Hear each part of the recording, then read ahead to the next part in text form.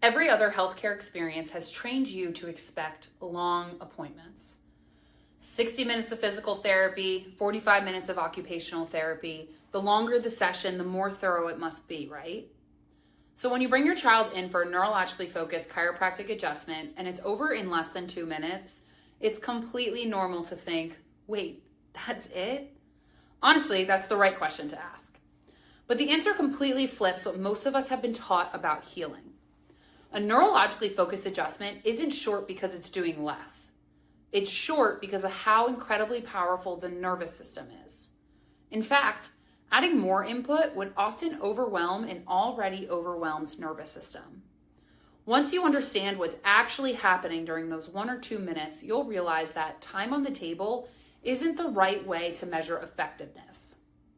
Because what looks incredibly simple is actually triggering something extraordinary inside the brain and nervous system. And the real work happens in the hours and days after the adjustment. This conversation is for the parents who have watched their child go through therapy after therapy, supplement after supplement, protocol after protocol, and still feel like something foundational is being missed.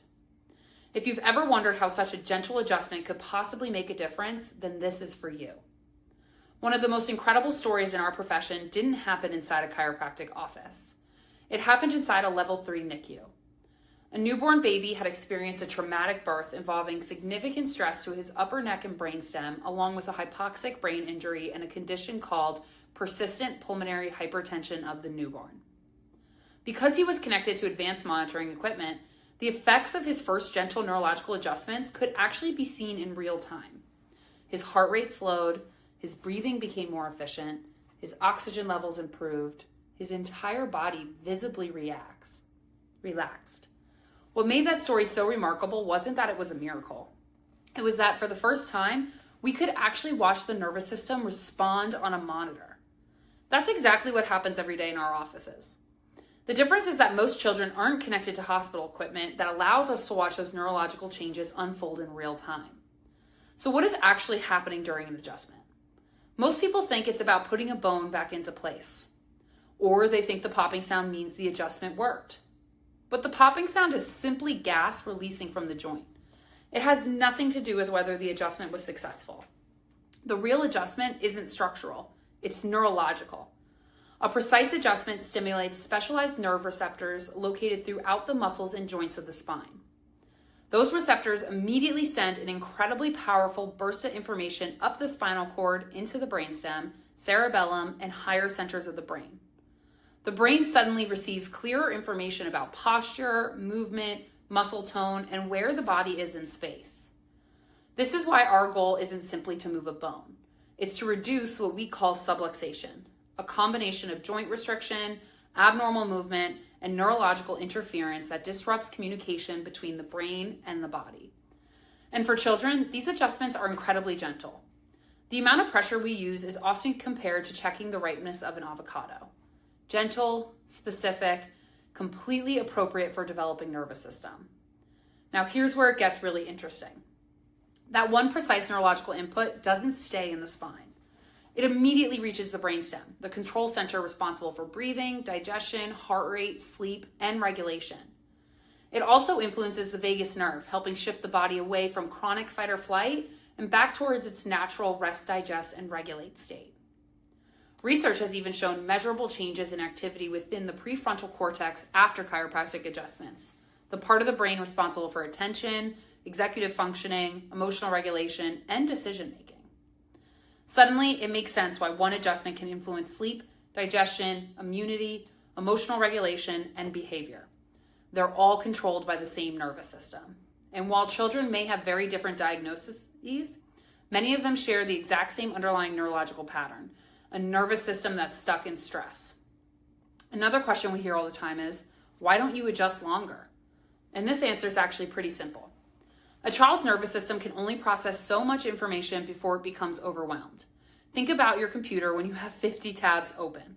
Everything slows down. Sometimes it freezes altogether. That's exactly what many of our kids are experiencing. They're also already processing school, sensory input, screens, food sensitivities, emotional stress, and environmental stimulation. Their nervous system is already overloaded. Adding 30 or 60 minutes of hands-on input wouldn't help. It would often create even more stress. Instead, a precise adjustment takes about 90 seconds to 2 minutes. Then the brain spends the next 24 to 72 hours processing that information, releasing stored stress patterns, and reorganizing itself. Sometimes the most healing thing we can do is actually give the nervous system less input, not more. And this also explains why frequency matters far more than duration.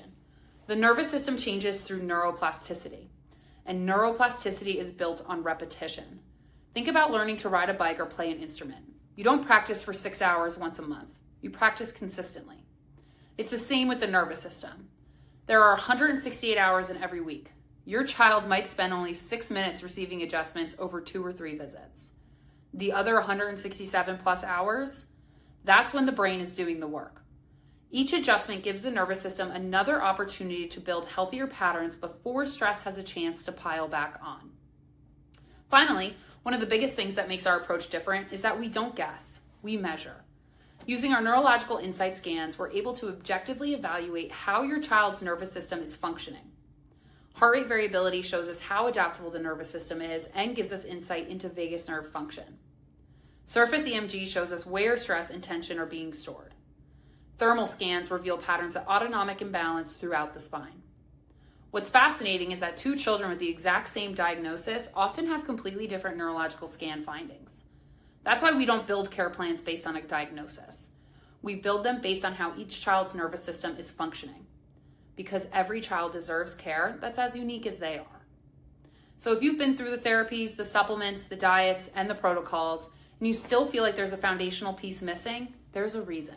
The foundation is neurological.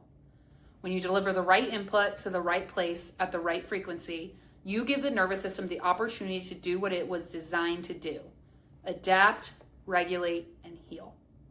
Your child doesn't need more labels, they need answers. If you're ready to understand what's really happening beneath the surface, we'd love to help. Click the link in our bio, send us a DM, or schedule an appointment with me, Dr. Liv, and our team at Lighthouse Family Chiropractic in Mount Pleasant.